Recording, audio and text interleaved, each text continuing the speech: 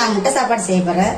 அதுக்கு நான் எடுத்துருக்கிறது 4 முட்டை, ஒரு தக்காளி, வெங்காயம், இஞ்சி, பூண்டு, மல்லித்தழை.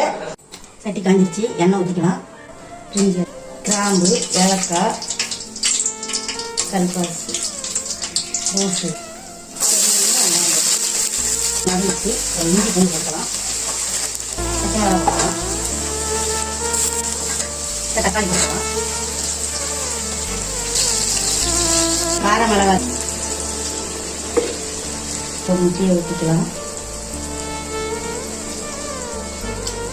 லேசாக கலக்கணும். அப்போ தான் அந்த முட்டை வந்து அப்படியே நல்லா பொறி நல்லா போயிருக்கும்.